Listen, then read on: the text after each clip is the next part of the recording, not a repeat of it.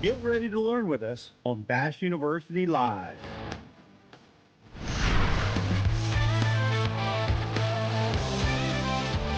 University Live starts now.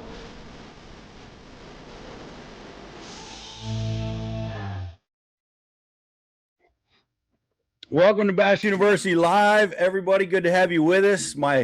My good friend Scott Dobson is back with us again from Lake St Clair. It's good to have you with us, buddy. Great to be here. How you doing, Pete? I'm doing good. And we were talking pre-show, and I know you're running and gunning up there at St Clair. You're at the All American just a week ago, I guess, and Yeah. You've been busy running and gunning. It must feel good to be sitting inside for a minute. It felt good to sleep in my own bed for the last 3 nights. I think I went on a 14-day bender, 7 days down at the All American on Lake Murray, which was incredible. Herring Lake, my first really forte into the herring deal with live scope. And what a great event, the All American. I mean, the grassroots, the biggest tournament for grassroots fishermen. I've been fishing. I started in Redman in 1993, and I fished Redman through the BFLs, and I always fished the Michigan Division BFL, but I never really made an emphasis to go to the All American because I always wanted to fish for smallmouth in the fall. So I'm like, hey, you're 53, you're getting older. There's all these whippersnappers out there that are kicking your booty. So what a shot to go to the All American. So we had the regional on Sandusky, Ohio last year in October, and they took the top three on the boater side and on the coast side. And I came in third place in the BFL regional out of Sandusky, Ohio. I had 2 days of perfect weather where I was able to run from Cedar Point in Sandusky, Ohio, all the way to the Detroit River. And I kind of stuck it up the first day at 21 and a half. And I'm like, the next day, I think I can crack 28 pounds. I'm like, if I get 28 pounds, I mean, that's kind of like a pipe dream. I think I can make it, but I got 27 and a half pounds. Holy smokes. I came in third. It was a magical day. I mean, 27, and change by myself for a 5-fish limit is, pretty unheard of on the Great Lakes. I mean, yes, there's big bags, but it was a special day, truly incredible. And then I had another tournament the day after that, a solo event, 40 people solo tournament. And it's called Big Stack. And I went out and fished that, and I caught 28 and a half pounds by myself. Holy smokes. And these are all smallmouth guys. These are that's amazing. That was first weekend in October. And, Detroit River is the whole system's a special place in the fall, but the bass just migrate to the mouth of the Detroit River from Lake Erie, the shatter in there, and it was just set up perfect. That was a great event. And going down to Lake Murray and fishing the All American, was a truly remarkable event. But I didn't do so good the first day. I caught him better the second day. I had 18 and a half pounds the second day. And that's kind of what I needed, 18 and a half a day to make the top 10 in the All American. But, it was won by an 18-year-old kid that missed his high school graduation, and he won the All American. And I'm sure he put in his time out there. I'm sure he went in pre-practice. I did not. I took my 2.5 days, and that's all I put into it because I'm busy here guiding, making money on Lake St. Clair. I can't go down there for 4 or 5 days. And that's what you got to do. If you want to win, like if you want to compete, you got to put in the time before. And you know that. I know that. I didn't do that. But nonetheless, it was a great event. And that was my 17th place finish. Yeah. I left there. I drove straight up to Traverse City, Michigan, and I spent a week up there guiding and on East Bay and West Bay, some of the local lakes around there, and we smashed them. My client smashed him. He had 27 and a half pounds by himself. Whew, that place is special. We're going to be talking about a lot of special places, but look at this. You talked about Redman. Does this look like the old Redman hat? It does. This is the Redfin glass. Amazing glasses. You guys check them out. But that's why I got these hats. I love these hats because it reminds me of the old Redman days. and their red man logo. It looks just like, I think that's what they did, why they did it like that. I don't know, but it looks pretty cool to me. And I'm like you, I didn't fish much BFLs, and I haven't really gone out of my way to qualify for those regions and the All Americans, but it's definitely on my hit list. But I want to mention you just got back from Lake Murray. It's a blueback herring lake, guys. This is we just released Emil Wagner, one of the blueback herring specialists from that area, certainly a spotted bass specialist. His summertime topwater seminar that he did with us, and this is going to be pertinent for guys all over the country right now. So I want to invite you guys to go check that out. This week we have Brian Schmidt in shallow water forward facing sonar, his seminar, working in the shallow water. He's a river rat, a tidal river guy. He wins a lot of different places, but he thrives in that shallow water zone and how to use that technology in the shallow water. Want to check that out. And next week we've got Kyle Patrick working, using his strategies, also forward facing sonar seminars.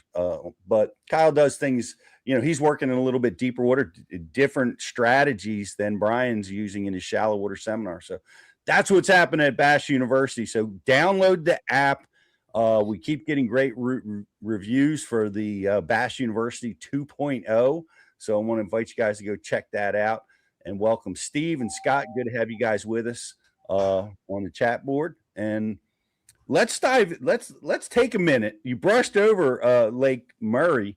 We've been talking a lot about blueback lakes. Of course, the elites were there, then the All-American was there.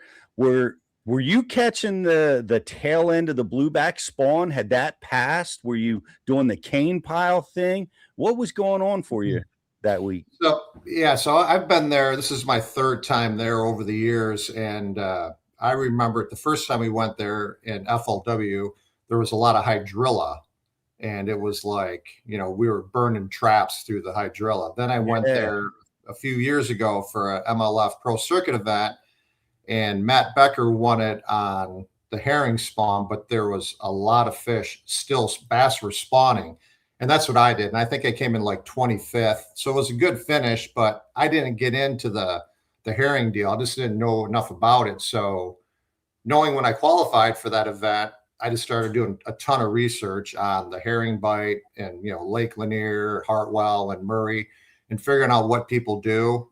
And I got a little help, before the off limits. I talked to some people. That fished the elites. They didn't give me spots. They're like, hey, you need to do this and you need to do this all day. You got to focus on long points. You got to find the bait, and you got to find the cane piles, and you find the cane piles with the leaves on them. Those are the better ones. So I had about 50, 60 places to hit. And the thing that was about unique there is, like, if they were not blowing up on surface feeding on herring, you catch one, you may catch two off of a point, and then they just kind of get dispersed and they get all jambalaya and they don't want to bite again. So you got to leave and you got to rotate through some other points, and then you got to come back and hit those again. So the first day I ran a lot of points and I caught more fish the first day, but not the size. The second day I drilled down to like my 7 or 8 best points, and I just ran those in rotation. I'd come back to them about every half an hour, and that's how I caught my weight. Now, granted, I didn't make the top 10 cut, but I did learn a lot, and we could only use scope for 3 hours in that event. So you're trying to catch herring bass on a fluke or a top water without live scope. It's challenging. So you had to know exactly where that cane pile was, and you had to get close to it in order to catch a good, quality bass in your non-scope period. But when the scope period came on, that's when you made hay, and it was great. So the scope period was impactful. Had to take that, because in my experience with it is like the first cast, you get them or you don't get them, right? Were you able to trigger them with the minnow or with another tool So I threw 95% of the fish that I caught and weighed in came on a chartreuse fluke, zoom fluke, Mm-hmm. on a spinning rod. So I threw the spinning rod into the wind. I threw the casting rod downwind. And then I caught a couple keepers that I may have weighed in on a topwater walking bait.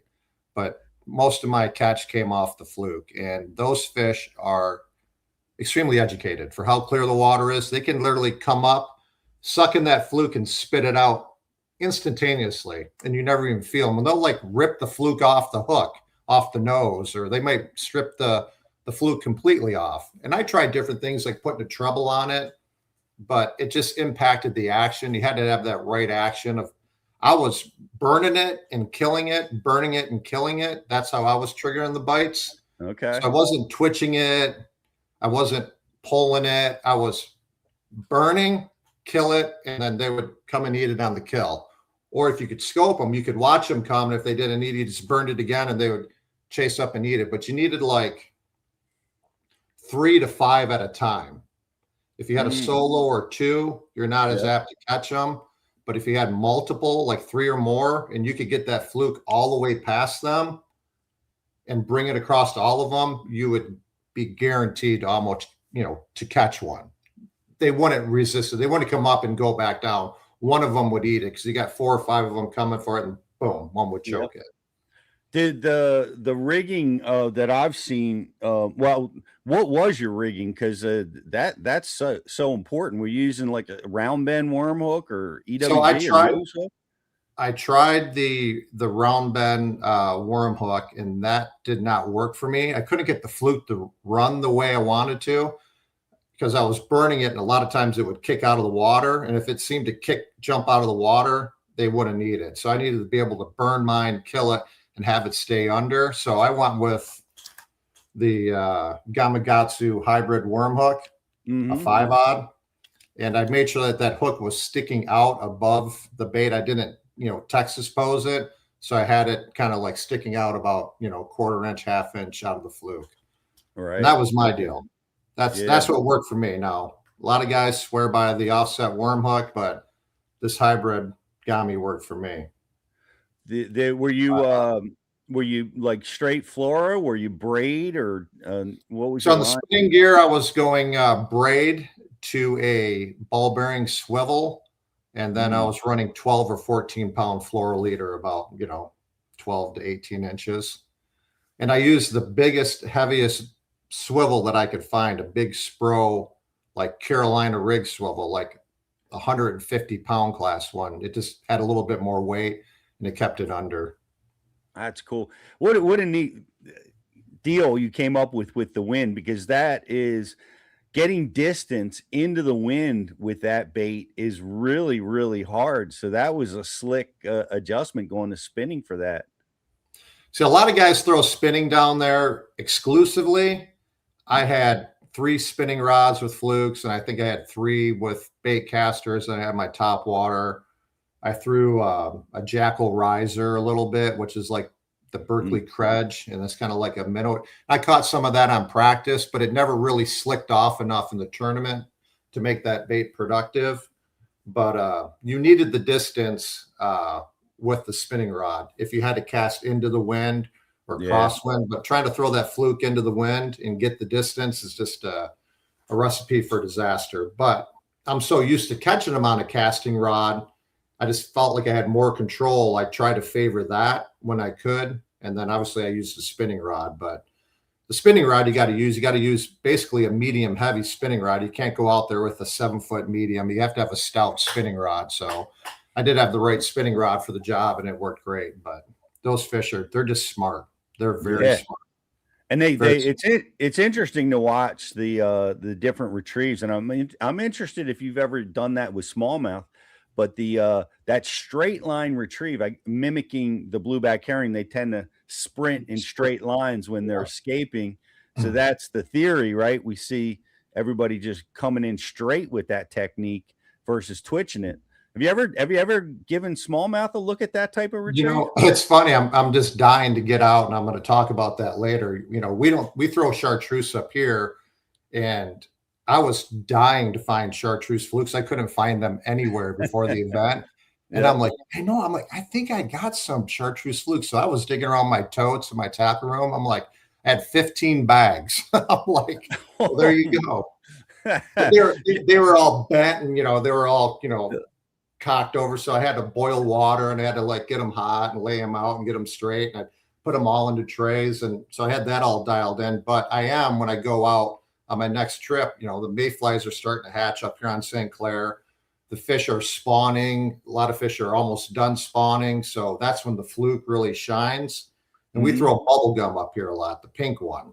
And so I'm going to do that. I'm going to do that retrieve. I mean, why do the extra work of sitting there and twitching it forever when you can just reel the thing and kill it, So definitely going to do that. What does it have a and I haven't used this retrieve much. Does it spin? Did you have trouble like, where it would like rotate on you? So the swivel helps with that.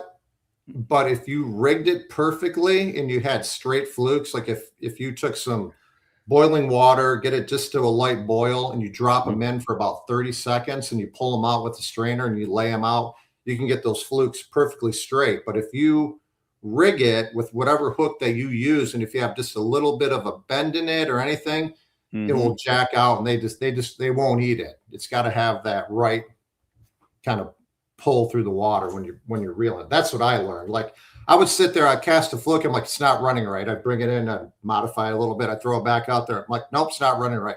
Nope, it's not. And like, oh, it's running right. I'm going to catch one. And when it was running true,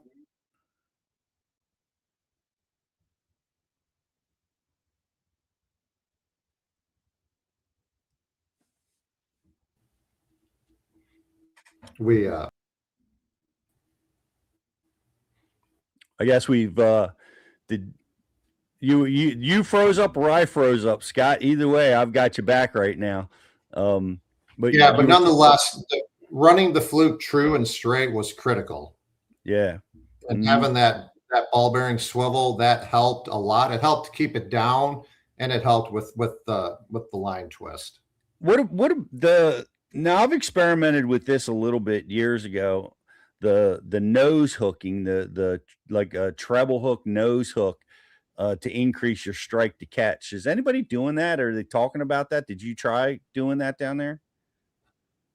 I got away from nose hooking. I even got away from nose hooking for smallmouth when I'm drop shotting. And the reason being is, especially with like the Z2 material, like, the stretchy elastic material, like we use a lot of Z2s up here for smallmouth. And we used to nose hook all the time, but when they eat that thing, they fold that bait in half and it rolls over onto that nose hook, and you can't get the hook into them because you can't penetrate that material, right? And that's kind of like the same thing that's going on with these koikis out there too. Why you have a lot of people talking about how they rig it, because that koiki is super hard TPE material, and you get them, but you don't hook them. So you got to be able to get that barb into their mouth. Yep. Well, the chartreuse flukes have disappeared off the shelves like the koiki. I wonder if you can get $250 a pack for a pack of chartreuse flukes in Carolina right now. You probably could, but what I did is I wanted this new fluke called chartreuse herring that Zoom came out with, and I couldn't find them anywhere. And so I got disco chrome, which is basically like a clear fluke with the silver chrome flake in it. And I just dipped them all in chartreuse dye. So I made my own chartreuse herring. And they worked great. They worked great. They were phenomenal.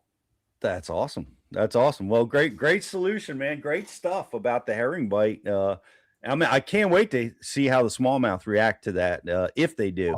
Well, they're going to eat it. Anytime you do something different for smallmouth, they seem to get conditioned, to the same twitching of the fluke, but it's definitely going to work. And I'll let you know next week. I can't, you got to let me know. I'll mention it on the show.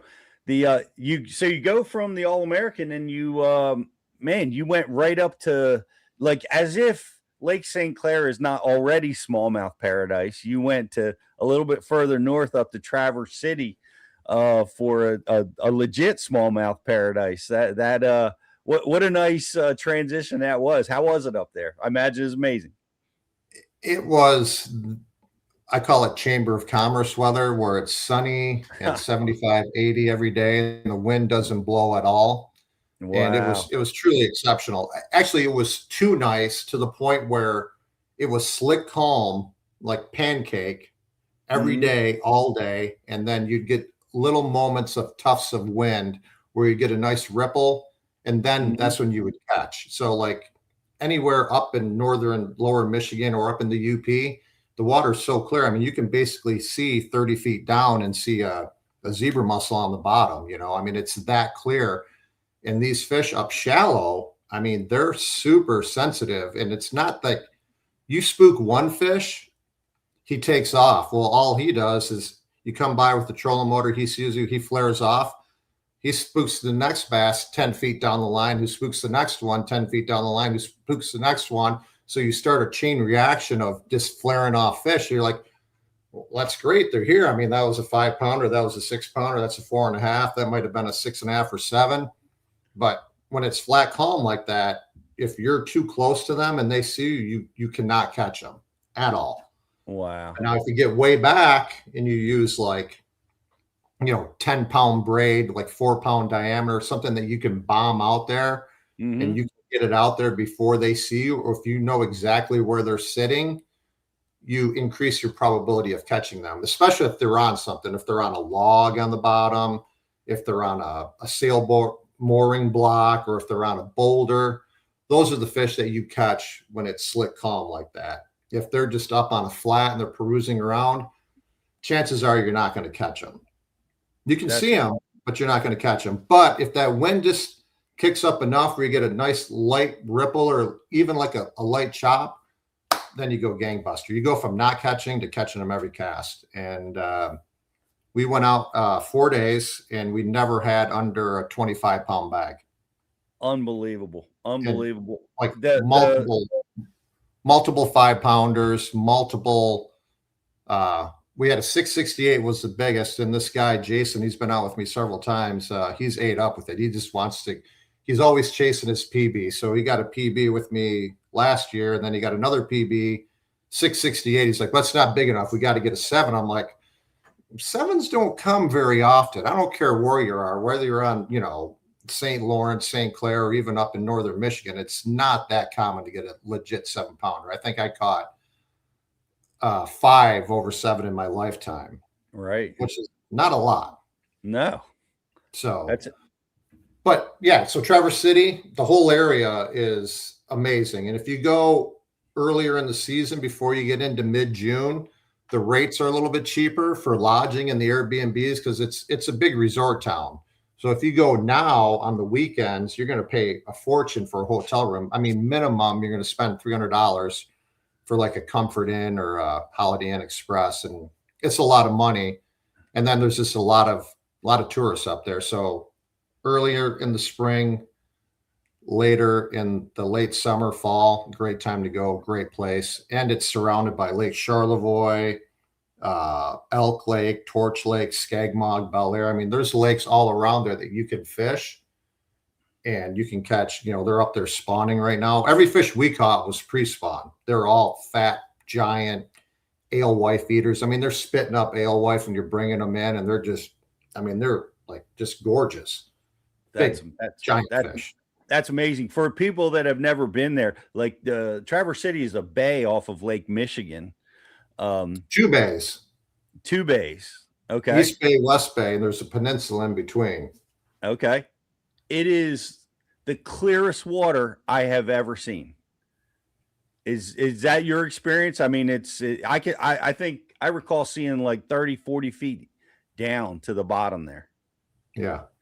Yeah, it's That's clearer than, Lake Ontario's clear, but it seems like out there in the summertime, you get a lot of that algae kind of floating through the water. So you get a lot of particulates in the water. Up in Traverse City, up in Lake Michigan, up there, that water is like so clear. I think you could literally scoop it up and probably drink it and right. probably be okay. Yeah, it's gin clear, it's crystal clear, and it actually gives you like the fear of falling when you look over your side of your boat. Yeah, you kind of get vertigo almost. You're like, Yeah, are we really in 30 feet of water? Yeah, you're in 30 feet of water. Yeah, it's crazy because you look at it, you're like, oh, I can see a fish down there. He's probably 10 feet down, but no, he's way down there. Way And down yeah, it's absolutely beautiful. I remember flying over Lake Michigan just to getting to the airport and just looking at the lake. It's so aqua blue and clear. It's pretty amazing place, guys. You can even take a look at it. We filmed with Kevin Van Dam. We were just talking about that before the show, and his power finesse strategies for smallmouth are available on Bass University. So go check that out, and you can see what the Traverse City water looks like that we're talking about. So yeah, amazing stuff, Scott. Man, wow, got to get up there and do that, and you left smallmouth Disneyland on Lake St. Clair, which is it's hard to say that's a down step from Traverse City. It's amazing up at St. Clair, and you've been up there all spring. Yeah, we've literally been smashing them from ice out till, I haven't been on St. Clair in probably 2 weeks, which is fine by me. I mean, going to the All American, then having the ability to go up to Traverse City, where you may see 15, 20 bass boats in 4 days. Mm, And then you go to St. Clair right now, you're going to see 15 to 20 bass boats every 300 yards. So Lake St. Clair is, it's filled up with, people coming up. It's a destination lake. It's in a major metropolitan. So there's tons of hotels, tons of Airbnbs. There's a lot of great guides, including myself. And people come up from Ohio, Kentucky, Tennessee, Indiana, Illinois, West Virginia. They come up to St. Clair because it's fun. You're going to go out and you're probably going to catch, 15 to 50 bass a day. Sure, probably 70% of the fish are spawning right now. We had a wave of fish that came up and spawned in the end of May. Then another big wave came up with the last full moon. And I think we probably will get one more wave of spawners in late June. And we typically do. But, we're only talking Michigan waters right now, right? So Lake St. Clair is basically cut in half. You got 40% in Michigan and the other 60% is over in Canada. Now you cannot target bass in Canada until the season opens, which is the last Saturday in June. And I believe we have 5 Saturdays in June this year. So it's going to open a week later than normal. And then our catch and keep season in Michigan opens the 4th Saturday in June this year. So that's when the tournaments actually start. So right now, everything that we're doing on Lake St. Clair is catch and immediate release. So you can't box them in the live well. You catch them, you take a quick picture and you let them go. But as always, the lake's incredible. I mean, it with live scope, without live scope, the lake just keeps showing out. And it's just that good of a lake. And that's why people like coming up here to fish. Yeah. Well, it's have you ever gone over to Canada to look at the spawn over there? Like even though you can't fish for them, have you seen anything spectacular over there? So you can go over there, obviously, and walleye fish, but they will target you and you will get pulled over if you're targeting bass out of season over there. But yes, the fish are pretty much untouched. I'm not saying that people don't go over there, but I wouldn't recommend it because you get a citation, they may take your boat. And then we got, a quarter of the lake, all the good spawning bays in Canada is owned by an Indian tribe. And that's a whole nother license in itself. And they're uber protective of their smallmouth spawning waters. I mean, they patrol it heavily and they kick you out like anything. Wave runners, pleasure boats, you cannot go into these spawning bays.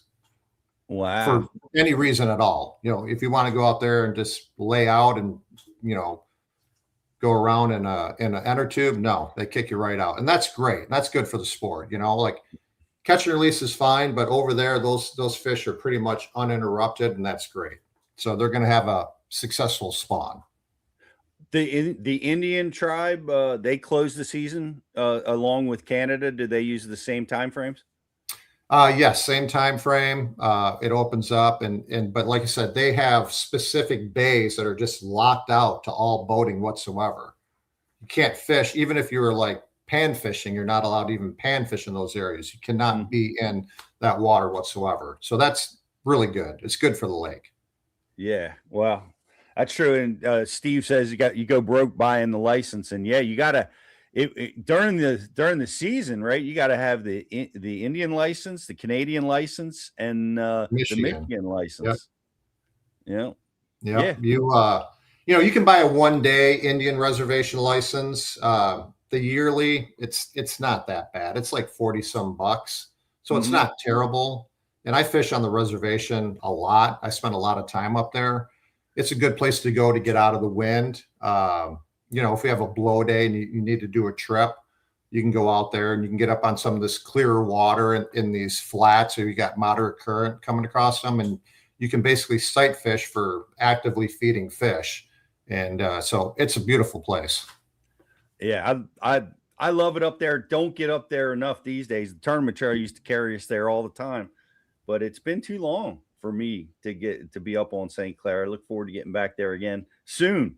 But I wanted to ask you about the koiki. Have you given them smallmouth a look at that bait that's taken the world by storm? What are they doing with that thing? All right, so this is one of my 2 original koikis that I own. Now I am in a partnership with Spro Gamakatsu, and they actually distribute this koiki, which is hide up tackle, and I have 2, and they're not in stock. I can't get any, and I don't think I'll ever get any. But some of my friends that are with Spro Gamakatsu, they got a bunch before it blew up, so they have boxes of them, and they won't part with them. They won't sell them to me. Now, a buddy of mine did loan me some to take down to Lake Murray, but I didn't throw them there. But I got this guy right here that I'm saving till the tournament season. Yeah. And then I got a couple sleeves of these little dudes here. This is the koiki. It's a smaller one. It's like I think it's 9 millimeter. But this is going to be a little deadly dude. And I can't wait to go out and throw this on beds for the smallmouth. Yeah. Now, so you got this. And then, you got this Yamamoto Uni, which I did throw this a little bit. It's a little bit smaller. It worked good. I used it a couple weeks ago when the fish were pre-spawning. I did catch fish on it. Doesn't have as long tentacles as the koiki does here. So it's a little bit smaller there. But here's what not to do. Do not go on Temu and buy knockoff koikis, because this is what you get. A hot mess. Yeah. I mean, that's not even. I've seen them for like 30 for $13 or 20 for 13. Yeah, you get a box like this. Now, I don't know what I'm going to do with these. I might give them to the cat to play with, but I mean, they may work at a drop shop, but they don't have the molds, the materials is kind of malleable, and they don't hold their form, and they don't even come on a stick. So yeah, I spent like $100. I got like 40 of these on Temu, and I'm like, what a waste. But so you really haven't given smallmouth a good look at them yet.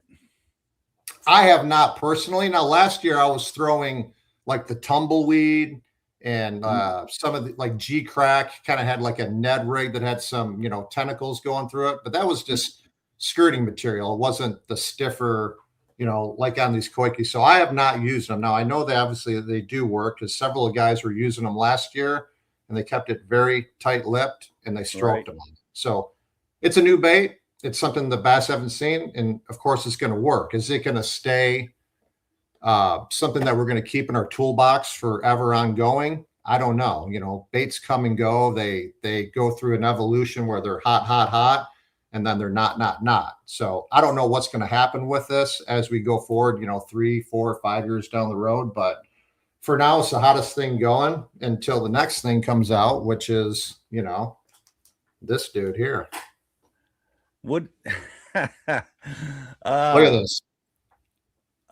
I saw that. I actually got one of those for Christmas and haven't thrown it, but that's the latest and greatest thing they can't keep in stock anymore right now. Yeah, it's called the Gillican, and it kind of looks like the G Loomis logo, like the skeleton fish. Yeah. But it's made out of TPE material, and it's got these little sacks on the end of it, and it's segmented, and You're going to be able to drop shot this thing. You can Texas rig it. I'm going to free rig it. That's like one of my jams lately here for smallmouth on St. Clair. I've been hot on the free rig craze. It's like the Carolina rig without the swivel. So that's what I've been smashing some big fish on in the summertime and in the fall. Talk to me about that. Because that is a curious technique that I have played around with a little bit, and I have a hard time trying to figure out how this is doing something better for me than some of the other rigs that I use. Talk to me about the free rig. So I was in a tournament a few years ago on the St. Lawrence River, and I was catching them on an Alabama rig. I was twitching a minnow. I had a Carolina rig tied on, and my co-angler whips out a 3/4 ounce, basically a drop shot weight with a line tie. And he's got a hook, and he's got like a max scent. It wasn't a craw. It was kind of like their knockoff of the Zoom. What's that thing called? The centipede? Not with the wings and the curly tails. Brush hog. It was like a small brush hog. And he bombed out. He catches a fish. I'm like, huh. He threw it out there again. He's got another one. I'm like, do you have another one of those sinkers? He's like, oh, yeah, here you go. So he gave me one. I, took this line tie, just put my line right through it, tied my hook on, put a 3-inch chigger craw on there, bombed it out there on the St. Lawrence. And, I was catching one after another. And what I found was that it comes through the rocks a lot better, and it doesn't get hung up. Like traditionally, a lot of times your Carolina rig may get hung up, and you'd have to go and pop it out. This thing does not get hung up at all. And you don't have to go and buy these expensive free rig, sinkers. You can just use just a regular old drop shot sinker. As long as it has a line tie, it works just fine. And, I'm using heavier line. I'm using like 15 to 17 pound test, and they bite it fine, which kind of goes against everything that, we think we need to do in clear water. So what you're telling me, you can throw a 17 pound test with a free rig, but you have to throw 8 and 10 pound test with a drop shot, right? Like what gives, right? So, so now I don't even use 8 and 10 pound test hardly anymore. Like my minimum leader length for my fluoro is going to be 12, 14. Right. Yep. Well, I got away from the smaller leaders, and you see the guys twitching the minnow or twitching the koiki. They're running shorter leaders, and they're using heavier pound test. Yeah. And you got more control of the fish. You can get them to the boat faster. You don't have to dilly-dally around with them. So, but yeah, the free rig, amazing bait for smallmouth and largemouth. You got to have the right hook if you're using these smaller, 3-inch baits. So I use that Gamakatsu Finesse heavy cover 1/0 hook. It's got a nice keeper on it. It's a stout hook, and that does the trick for me. It doesn't bend. It doesn't flex. Very good hook. I'm still not sold, Scott. You should be sold. Go throw the thing. It comes through rock better. I hear that loud and clear. I hear that. Okay, that's a selling point. What does it do to the bait? It comes through the grass. Okay, so we have a okay. So I think maybe when they eat it, they're not feeling the weight of that. And they're okay. The weight sticking on the bottom, rig, right? So they're going to eat the bait, and they're going to pull back. And they're not going to feel the weight. I mean, eventually they'll feel the weight, and your hookups seem pretty high. Like you're not losing them on it. Like you pretty much own them. Okay. And I'm not even setting the hook. I'm just reeling into them. Just giving them berries. I don't set the hook and then reel. I'm just pulling into them and just reeling. Right. And like my landing percentage is insanely high with the free rig. So you're not capitalizing, like the strategy that I thought was to be employed was you throw it out there, you slack the line, the weight goes down, and the bait suspends for a long period of time, and you allow it to to do its thing weightless. I don't think that. I thought I don't that think was that the big happens. key to this Yeah, thing. I don't. That may happen in other places, but I'm fishing in current. 99% of the time, there's Yep. always current present. So that sinker is down there by the hook. I would say pretty quick. What does it do on the bottom? I have no idea. All I know is it works, and I'm going to throw it till it doesn't work. So it's been working. I'm going to continue to throw it till it doesn't produce anymore. So right now it's working well. That's fishing comes down to the simplistic of terms. It's like chatterbait versus spinnerbait. I throw the spinnerbait when they bite the spinnerbait better, and I throw the chatterbait when they bite the chatterbait better. But why would you throw a spinnerbait when you can catch them on a bladed jig and the thing's not going to break on you, and you can catch 800 bass on one chatterbait, and you're not going to have to worry about that next cast hooking one and the R-bend breaking, and you get nothing back but 2 willow leaves. Nope. And that's absolutely true, except when they bite the spinnerbait 5-1 over the chatterbait at times. True.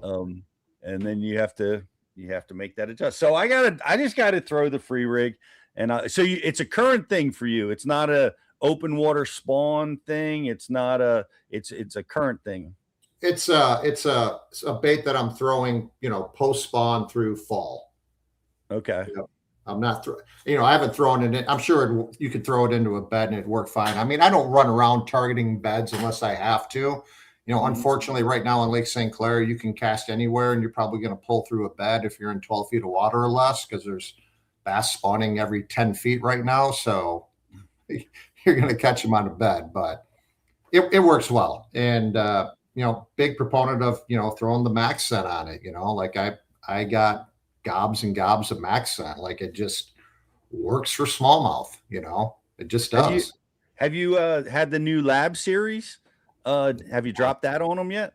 No, I don't. I just bought like $500 worth of max scent a few weeks ago. I got stocked up for the year. Chigger craws, flat nose, worms, and little generals. So that's like a mainstay in my boat. Okay. So that's what I buy. So that's what I have. Now I got to go buy the lab series. No, not yet. Hey, you got to have the slime, brother. It's pretty awesome to watch that stuff disperse. I'm excited to throw that on some smallies this year. I think we are our own suckers. We keep on having to buy the next best thing. And yes, a lot of it does work, but if you got $3,000 worth of max scent laying around, now you got to go buy lab series, like what gives? Like where does it end? Hopefully it never does. I want to ask you this, because you're a champ on St. Clair a lot of times. It's hard to separate yourself. Like 20-pound bags are everywhere. What's the key? What's the key to getting an extra pound and separating yourself from the field on a place that's so good like St. Clair?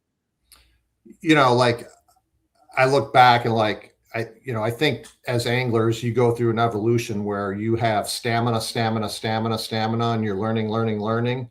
And you may have more stamina than a guy over here that's losing his stamina and he's falling off the back edge of his plateau. But when you get to that point where you still have stamina and you have knowledge and wisdom, you're here, right? So you're already ahead of the curve, right? So then what else do you got to do? Well, you got to spend your time practicing, and you got to spend a lot of time preparing. You can't just go into a term and say, oh, I'm not going to change the line on that rod. I just put that on a couple of weeks ago, or I'm not going to retire that leader. I retied it 2 days ago. So like everything I do for tournament preparation is I do it the same all the time. I'm changing out everything, making sure my hooks are sharp, sharpening my hooks, changing out my leaders, good line, good leader line, respooling stuff, and just paying attention to detail. That's important. But like when you're out there actually on the water, it's when you get that thing that pops up in your head is like, I need to run over here. Just don't hesitate. Don't think about it, because you end up not going, or you wait too long. You just got to go. Like when you think, oh my God, I got to do this, you got to go and do it. Like Lake Murray. Now, granted, I came in 17th, but I went from 30th place to 17th in the next day, and I had this thought go off in my head. It's like, hey, don't run so many points. Stick in an area where you got close points around, you got good quality fish, and just run those. And that's what I did that day. And that increased my bag. I went from 14 pounds to 18 and a half. That's important. So, Yeah. but a place like with smallmouth, whether it's St. Clair or St. Lawrence or Champlain, it's sometimes the more you hit, the more you get. Like the more areas you can fish and come in fast, like people get like mesmerized that go out with me on charges. Like, dude, you rolled in that spot, you spent like 4 minutes and you're gone. I'm like, yeah, that's because I have ADHD and I need to move around a lot. But I knew enough from going in there, looking around, you know, just with my eyes or making a few casts or even looking with live scope. Like, why would you want to fish in an area where you don't see anything on the screen? Those bass, they're not hiding under, they don't dig into the sand and bury themselves. They're not there. If they're not there, why are you fishing there? Like, you're not going to magically make them appear. So one thing I've been doing my whole life on the Great Lakes is I probably hit 30, 40, 50 places a day. Like a lot. That trolling motor's up, down, up, down, up, down all day. And, you know, the more you hit, the more you get. That's the more you hit, the more you get. And I love what you said, Scott, because I've heard this from several of the greatest anglers on the planet. If you think something, act on it. Don't hesitate. Immediately. Don't, because it just, when you're thinking about that, you're not fishing at your highest level. Just go and do it. Like, even if you have to burn 15 gallons of gas to run somewhere, just go and do it. Don't think about it. Yeah, you're fishing an area, the wind has shifted. It's now blowing on this point. I wonder if that could be effective. You know, act on it. You know, go see and move quick and don't act on it, because hours can go by staring at that screen, and next thing you know, that opportunity has left you. So that is another thing, is a drawback of the scope, is you can be looking at that screen a long time. And you can waste a lot of time looking at that screen. Hours go by, and I know this spending time with my son and with high school teams. It's so attractive. You're seeing life underwater, and fish feed on bait fish and habitat, and hours go by, you know, seemingly in a blink of an eye. And in tournament situation, that can absolutely sink you at times. Yeah. But and chasing the wrong species. Oh my gosh, how many hours have we all spent doing that? Throwing that catfish and sheephead. Yeah. Can you pick them out now? I'm pretty good at picking them out. I am. You know, I went up to a 16-inch screen on a Garmin. I just dropped it. You know, I'm like, I got to get it. I had to get that 16-inch screen. I'm getting older. My eyes don't work as good as they used to. And I spent a lot of time looking at walleye. Spent a lot of time looking at sheephead on the bottom and bass. They look different. They're more rounded. They act a little bit different. And when they're together, you can kind of tell. Like walleye are always kind of like, they're in perfect symmetry. You'll see them like they're spaced out just right, you know.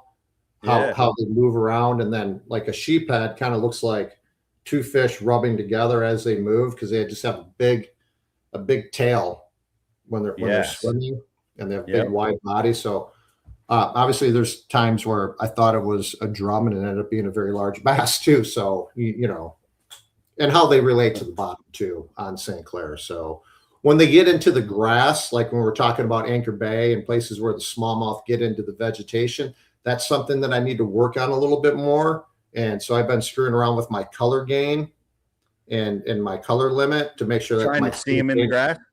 Yeah, because if you bring up your color gain too high, you know, it's great for seeing your bait and seeing the fish and watching your bait fall, because it just makes everything more dense. But when they're actually in the vegetation, you can drown them out in the grass. So then you got to turn your color gain down a little bit to be able to pick them up in the grass. So I learned that last year. And, you know, my live scope game, I'm not like these kids in high school and college, that they're just super proficient because they grew up with it. But it's, I mean, like I'm light years ahead of where I was last year at the beginning of the year. I just use it so much when I'm guiding. You know, I'm in perspective mode when I'm shallow. I'm in forward mode. I'm in both. And I'm like, there's a fish over there. It's 60 feet away. It's at 10 o'clock. You know, and I'm watching them. I can see them. You know, people know right where to cast. I take my rod and I just basically point it out there like an arrow. It's like just follow my rod tip. You know, the wind's blowing. I'm like compensate for the wind. Go 10 more feet to the right. Let the wind. You know, it's a great tool. I love it. It's a great learning tool. And had you noticed the big fish? Have you have you noticed they do things differently? Do you have to do something differently to get a 6-pounder, to get a target a 7-pounder? Are they with the rest and you just got to go through the numbers, or are they actually doing different stuff? So like you kind of go through like a period, like early in the season, they're everywhere, you know, and you can just catch them. You know, they haven't seen a lot of baits. They haven't been pinged by the forward facing sonar. And then as the year progresses and you get into the end of June, early July, they get a little bit more educated. So I think they've seen multiple baits. Now, I don't know this for a fact, but going back to when Live Scope came out, you used to be able to cast 10, 15 feet in front of the boat and catch them. You know, by end of July, August, I mean, your minimum cast needs to be about 60 feet now, really, to get a lot of these fish to react. And they may react and they may not eat the bait, you know, like the Sakamata was the hottest thing going. Now we're throwing the sea urchin, and who knows, we're going to be twitching the gillican next. I don't know. But yes, they definitely get educated. And I think the bigger ones that have been around for a long time, now obviously they always slip up, you know, if they're feeding on bait or if they're active, if they're in a school, that's your higher probability to catch them. Yep. Okay. Well, it's good stuff. And I want to hit you with a few more questions here, Scott. I got some questions. Shoot. Koike or spy bait?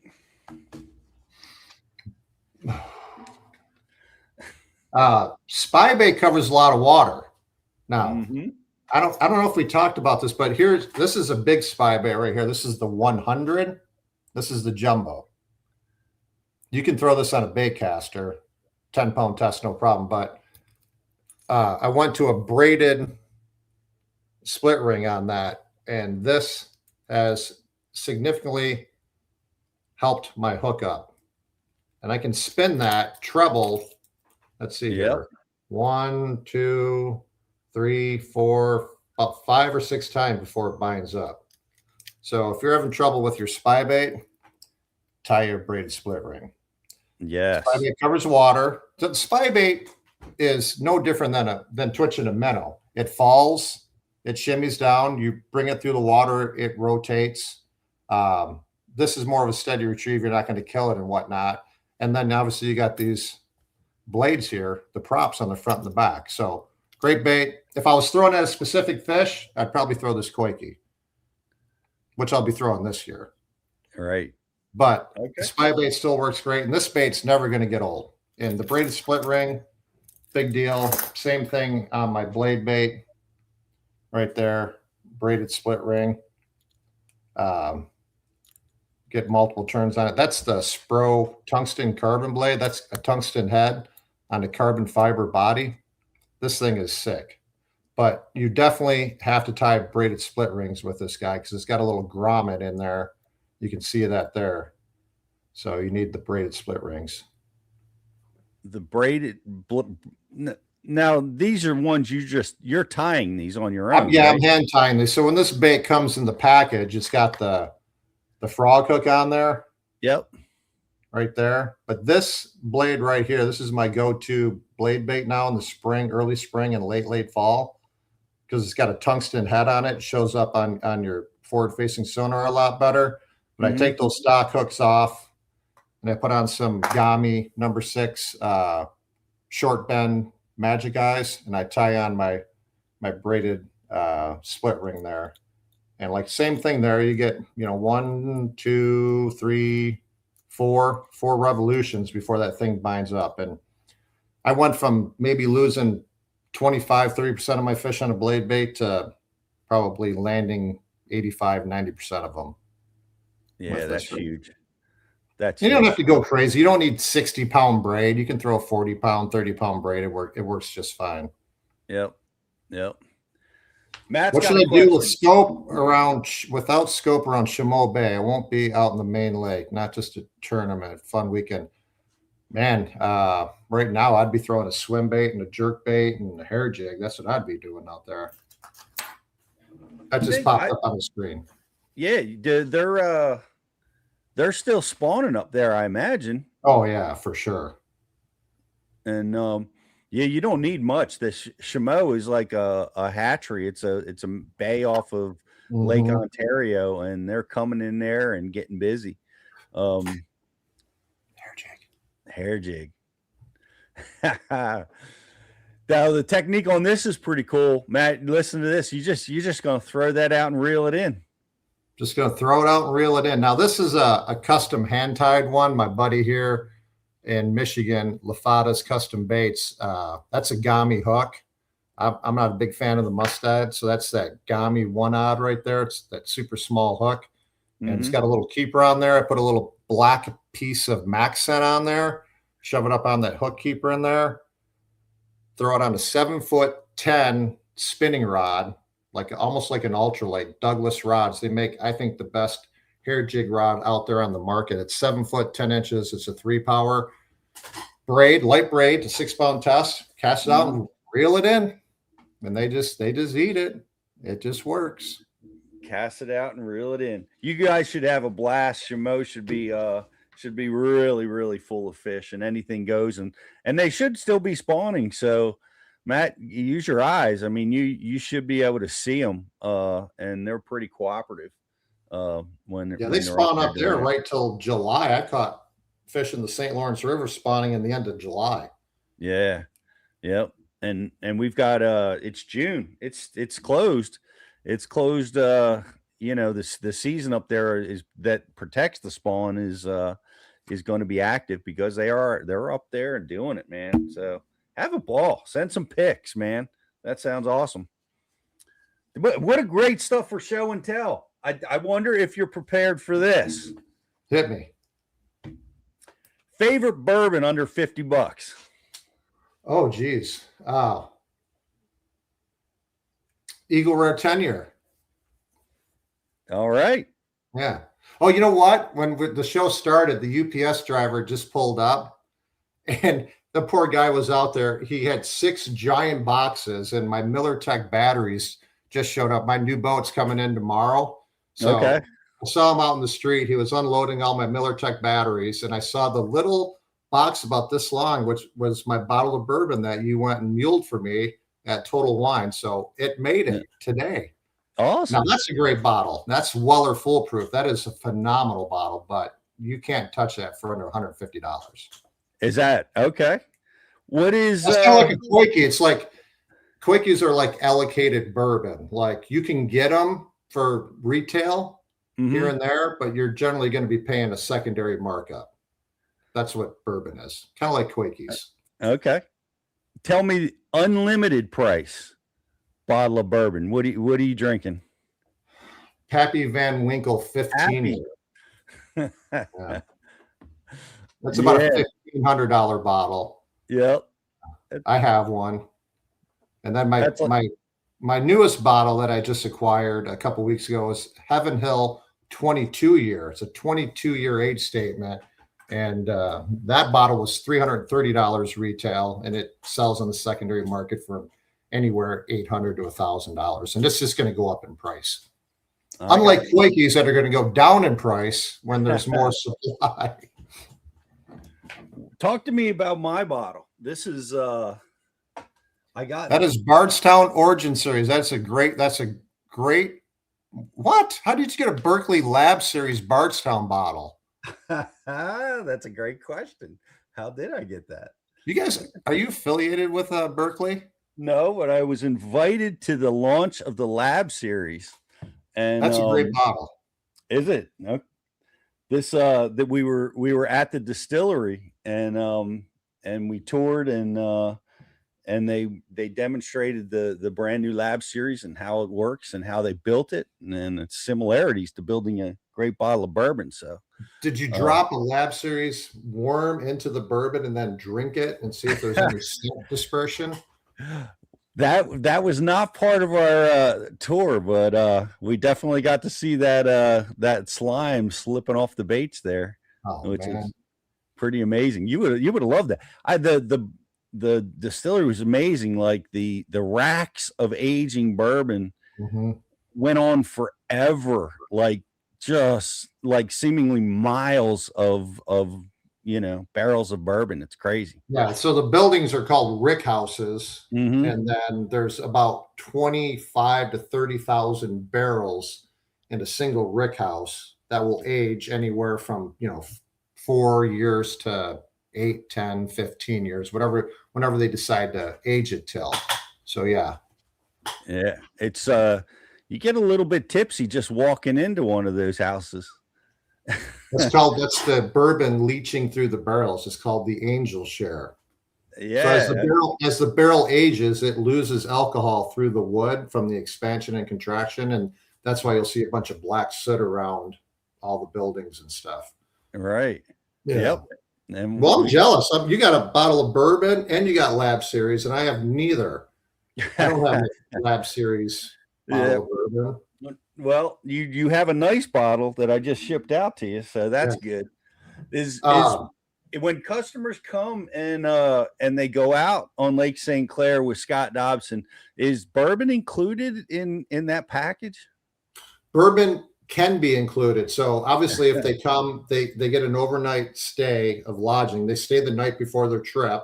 And I always put out a bottle of Blanton's, and I put out a bottle of Eagle Rare 10 year. So if they want to purchase a bottle, I have one there for them to drink. And then when we go out, I provide lunch, and then we fish all day. And then if they're fishing the next day with me, 95% of the people fall asleep on the way home. So they get to ride to the lake with me and back, and they all. Right.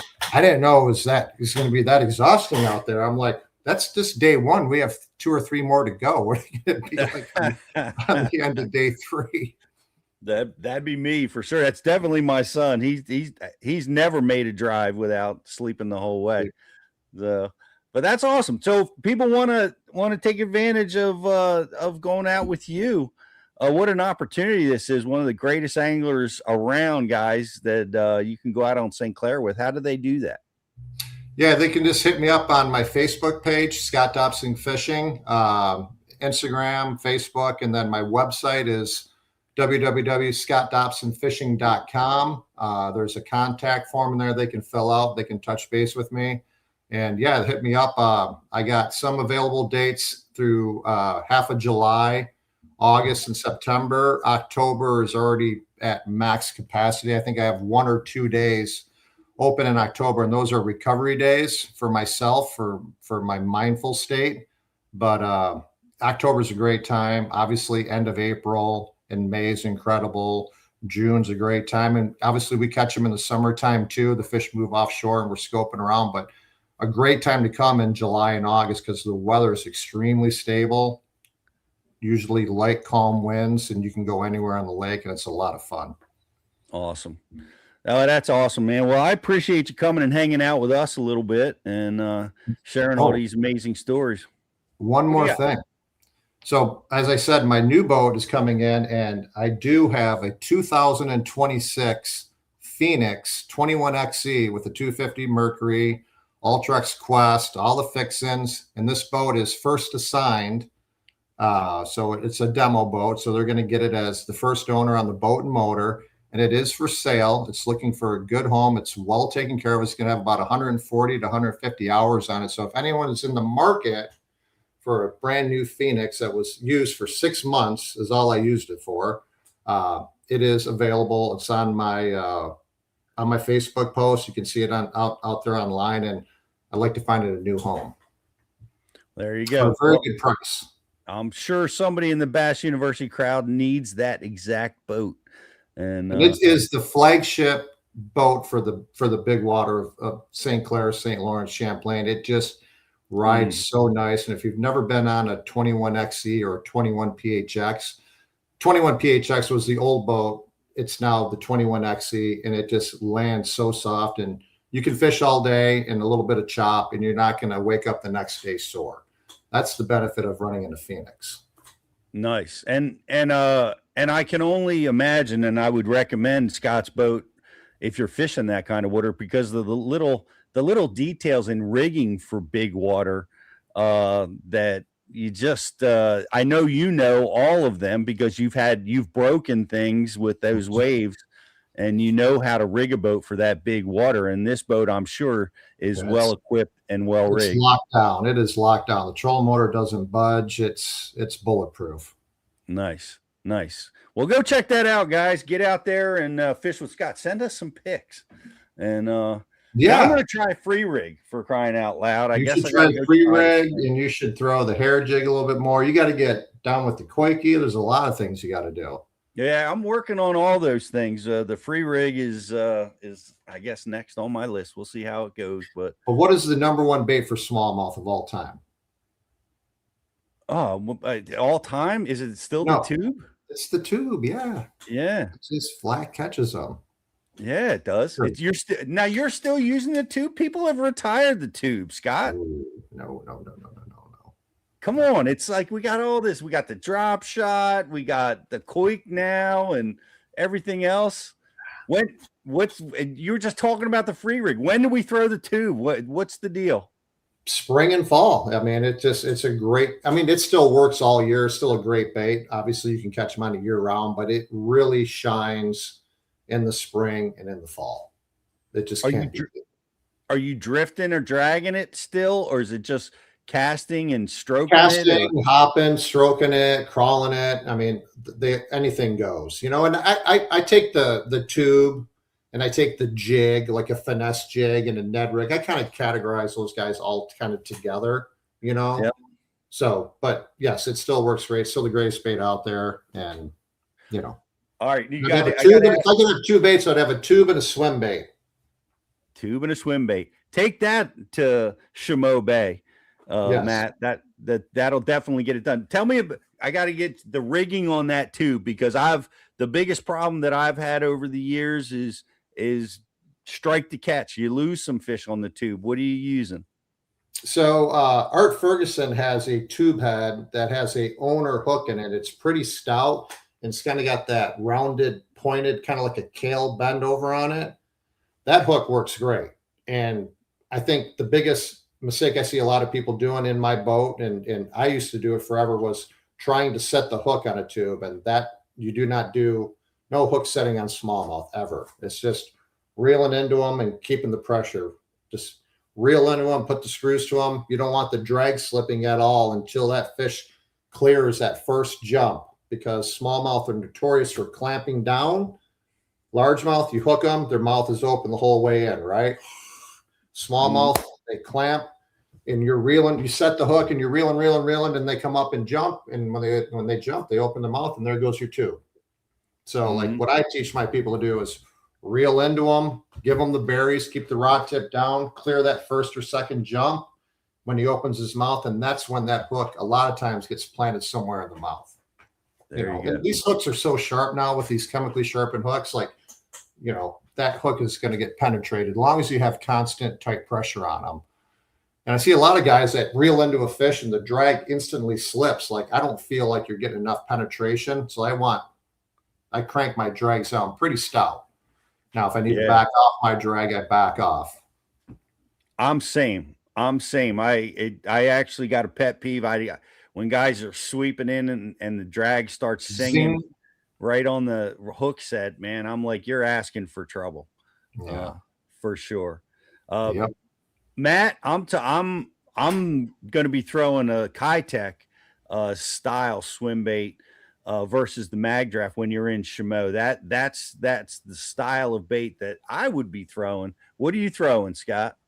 So I love the Kitech, and I spent a lot of money on Kitech, but I've been going over this guy here. This is the Crush City Mare Minnow, and it works just as well as the Kitech, and it lasts 3 times as long. It's got a little bit of that TPE material in it.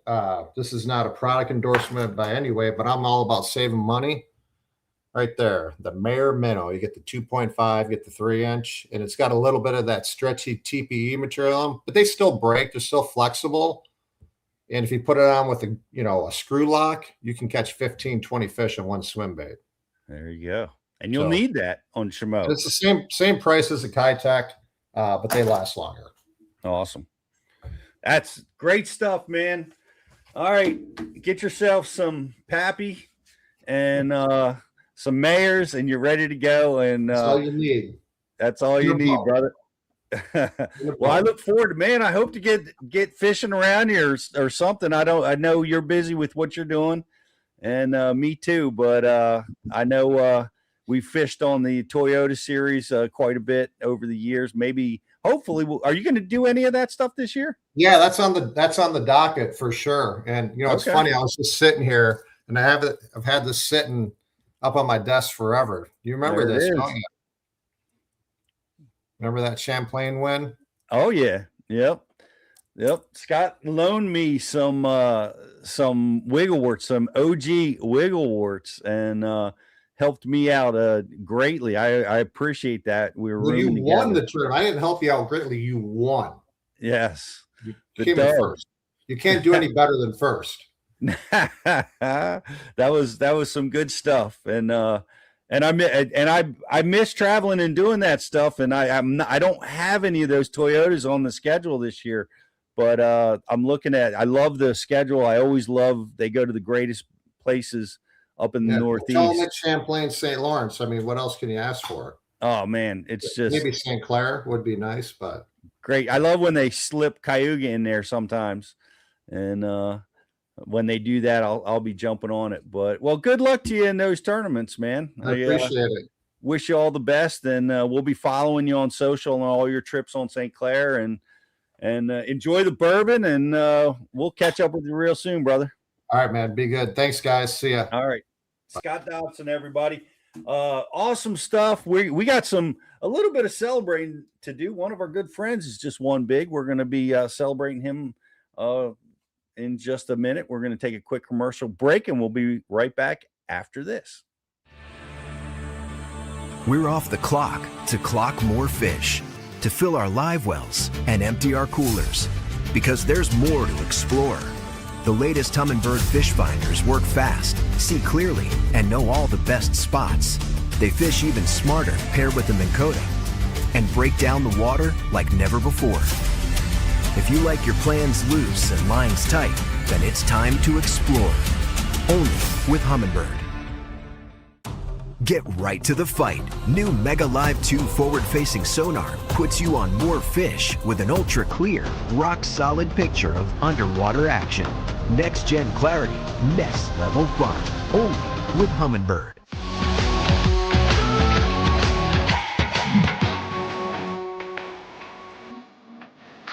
That is the critical thing, because you've got to be comfortable jerking that jerkbait around your body. You're always going to be working with your rod tip down, maybe a little bit to the side. You're going to lose traction on that fish. He's going to flop off because he's got this big heavy weight flopping out of his mouth. And to a bass, that signals in their brain that that is an easy meat. They want to feed up, but they don't want to lose that object. That fish was shallow. He was parallel to where I'm standing.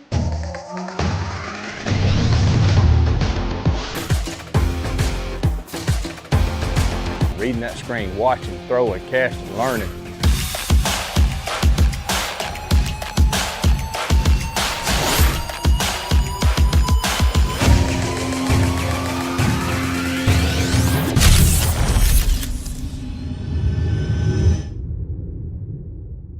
At Whitewater Fishing Gear, we build gear for the days that test your commitment. The ones launching before daylight, staying out when the wind picks up, and fishing through conditions most guys avoid. Engineered for protection, mobility, and all-day comfort. Built to perform when conditions turn rough, so you stay focused on the pursuit no matter how the elements shift. Whitewater Fishing Gear, built to brave the waves.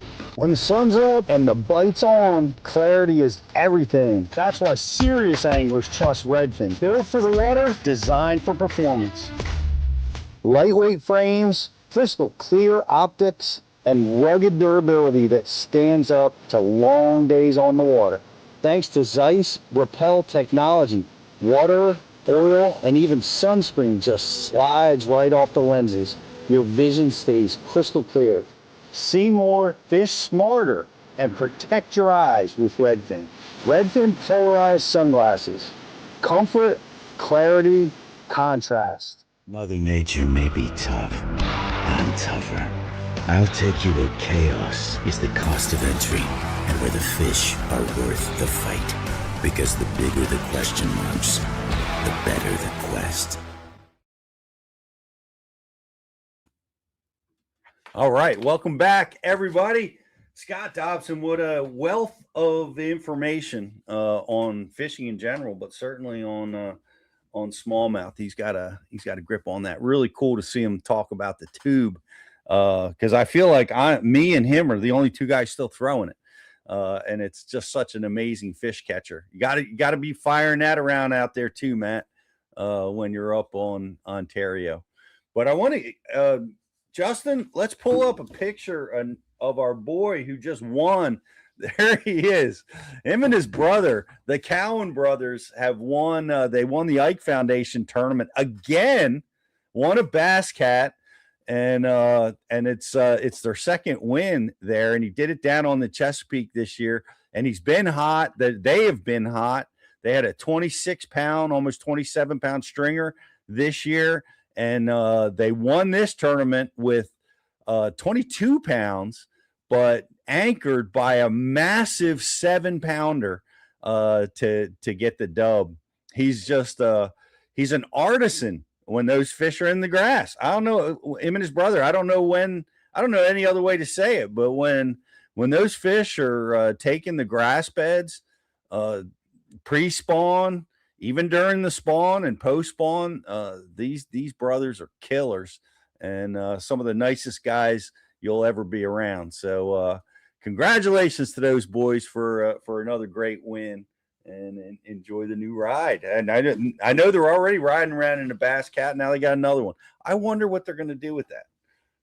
We'll have to see. So congratulations to those guys. Go check out the Top Water seminar, guys. If you haven't watched it yet, Emil Wagner's Top Water seminar at Bass University's live as of last week. He's an amazing instructor. He's ahead of the curve and really making his way as a relatively youngster out on the tournament trail. But glad to have him at Bass University. I want to invite you guys to go check that out. And Schmitty, who's going to be, along with all the other elite guys, are going to be down at the Pasca Tank this week and battling for that. Check out his shallow water forward-facing sonar strategies. That's going to be released on Thursday while he's employing that kind of strategy. And Justin, I got to give you props. This is we play fantasy fishing. I know a lot of you guys are in our pool over there at the Bassmaster Elite Fantasy Fishing program. And Justin, I had a 500-point lead that was erased on the last tournament. I mean, I'm telling you, I had the worst picks of ever. I think I've ever picked. My guys, I think 3 of them finished below 90th place. Is just the worst picks I've had. And he erased a 500-point deficit. And now we're virtually tied. I think he's got a few more points than me going into the season ending stretch here at the end. Hopefully my boys down in the tidal water will come through for me and I'll catch and pass them. Guys, thank you for being part of Bass University.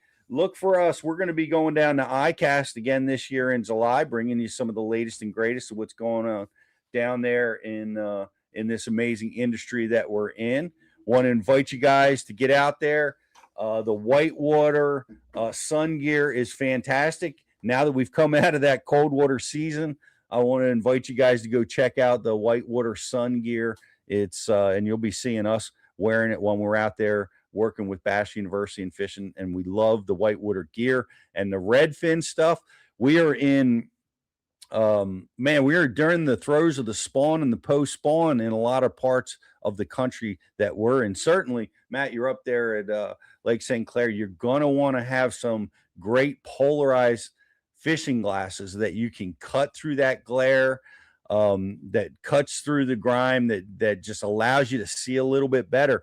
Whenever you're in that zone where you can see a couple feet or deeper, even if you can't see the fish, it's important to have a good pair of red fins so that you can see the habitat. You can see the bait fish movement. It's such a powerful weapon. And want to invite you guys to go check that out, as well as want to give some love to our friends over at Bass Tech Sonar. We are going to be putting in some very cool stuff from Humminbird. I know you guys have seen it. We've got the Explore 2. I got one right here. The 12-inch screen. We've got some Explorers that are going on the new Bass University rig. So go check that out, courtesy of the guys at Bass Tech Sonar. If you have a problem that you can't seem to figure out, if you're in getting things installed, man, he's the guy. Give Jared a call over at Bass Tech, and he will get you scheduled. He will get you all fixed up. And installing all this complex sonar now, it can be over the head of a lot of guys. We all used to do it ourselves, but it's getting pretty complex, and the folks over at Bass Tech will take care of you. Thank you, Steve. I appreciate you being with us today. Good luck with your smallmouth fishing this summer. It's my favorite thing to do. We're going to be doing it a lot. We have a little bit of smallmouth action with the Bass Nation tournament, the state championship coming up on Merrill Creek Reservoir. It's got a few smallmouth in it, so we're going to be chasing those with the boys and having a really cool competition there. So enjoy your summer. Thanks for being with us, all you guys, and we will see you next week right here on Bass University Live.